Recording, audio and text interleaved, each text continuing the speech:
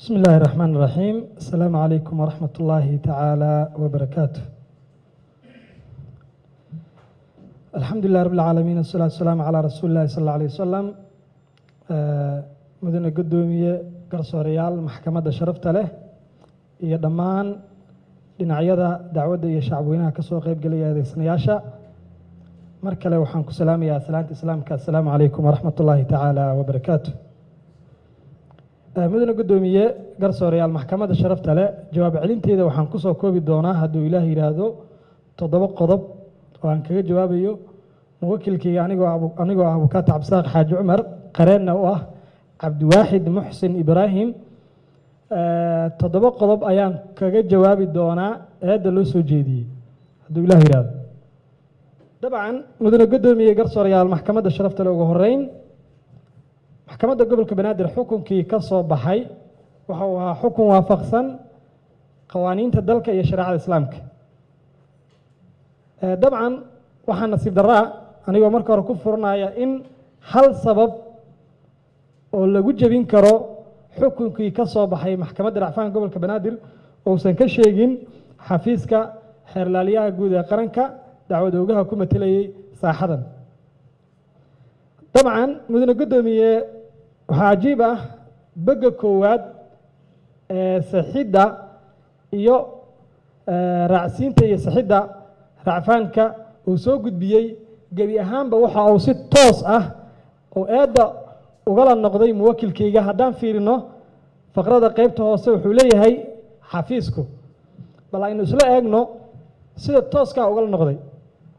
wuxuu leeyahay haddaan fiirino saxiddiisa waxaa xusid mudan racfaanka xafiiska xeerlaaliyaha guud ee qaranka waxa uu quseeyaa oo keliya 282. anigoo halkaas aanan sii akrinaynin waxa uu leeyahay qodobadaas markii uu sheegay kadib ayaa wuxuu leeyahay marka laga hadlayo eedeysanaha koowaad iyo labaad oo ah labada eedeysane ee koowaad iyo labaad, halka eedeysanaha labaad aniga muwakilkayga sida eedan ku qoran waa eedeysanaha saddexaad. sidaas darteeda wuxuu leeyahay asigana waxaan kusoo eedeeyey 241. halkaas waxaan ka dhadhamin karnaa waxay tahay maadaama uusanba sheegin eedeysanihii saddexaad, sidaan si la mida maxdarka markii aan joognay maxkamadda gobolka banaadir gebi ahaanba gebagabadii maba aysan ku sheegin muwakilkayga. sidaas si la mida maanta oo eeddii uu soo jeedinayana ayadana maba sheeginba muwakilkayga. marka dabcan halkaas waxay ka muuqataa inuu gebi ahaanba racfaanka uu soo qaatay oo yahay mid aan sababaysnayn oo ah mid muwakilkayga uusan ku xusinba. mudane gudoomiye si kale haddii aan xataa u dhigno qodobka uu sheegayo uu 241 meesha lamar laba haddaan u qaadano xataa muwakilkayga 241 xeerka ciqaabta soomaaliyeed dabcan waxaa qeexaya oo qeexitaan rasmiya siinaya 240. 241 waxaa qeexaya 240 xeerka ciqaabta soomaaliyeed. muxuu leeyahay 240 sargaal idman ama sargaalka idman oo uu sheegayay yow yahay waa 3 qof midkood, waa 3 qof midkood sida qodobkaba uu sheegayo. dabcan sargaalka idman ee qodobka uu tilmaamayo waa 3dan sargaal midkoodna ma yahay muwakilkayga. bal aynu isla eegno. dabcan sargaalka haya shaqo xeer dejin ma ahan muwakilkayga. cabdiwaaxid muusan ahayn sargaal xeer dejin, sidoo kale muusan ahayn mid maamul. sargaal maamul oo mas-uuliyad maamul haya oo caddayn ah oo maxkamaddii hor keenay darajada koowaad maysan jirin, mana ahayn mid garsoor. sidoo kale sargaal garsoorna muusan ahayn. saddexdaba ma tilmaamayo. dabcan wuxuu ku soo koobay haddaan xataa faqrada bega koowaad aan usoo qaadano inuu leeyahay cabdiwaaxid waxaan kusoo eedeeyey dhammaan qodobada kale waan kala laabtay, waxaan kusoo eedeeyey 241. haddaan u qaadano 241 waxa ay tilmaamaysaa waxay tahay 240 ayaa qeexaya oo saddexdaasa. saddexdaba maahan midkood.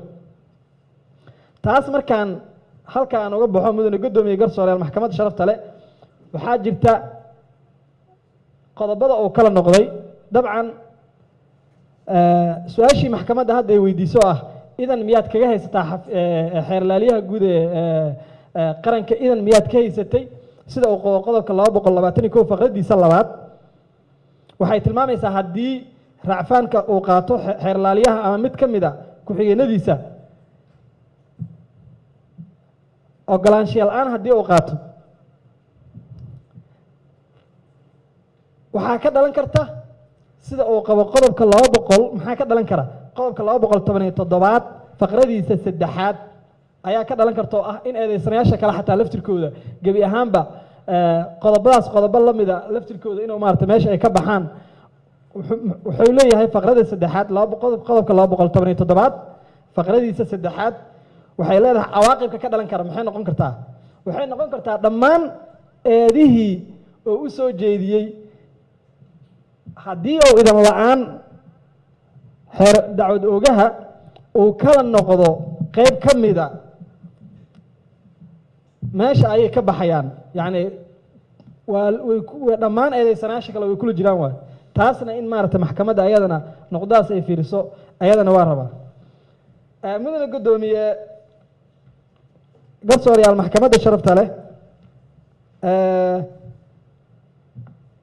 waxa uu ilaa maanta xafiiska xeerlaaliyaha guud ee qaranka dacwadda maalintay bilaabatay ilaa maanta waxa uu garan layahay qofka uu eedeynayo horta yuu yahay laba racfaan oo soo qaata xafiiska xeerlaaliyaha guud ee qaranka iyo midda saxiddaba ma yaqaano ma shaqaala haddii uu yahay waaxdow ka tirsan yahay dabcan sida aan ka dhawaajinay caddeymana hore aan maxkamadda u keennay waa shaqaale ka tirsan wasaaradda shaqada iyo arrimaha bulshada oo ah xirfadle waa xirfadle hadba meeshii loogu talagalay ama hadba meeshii baahida ay ka taagan tahay la geeyo ayuu ahaa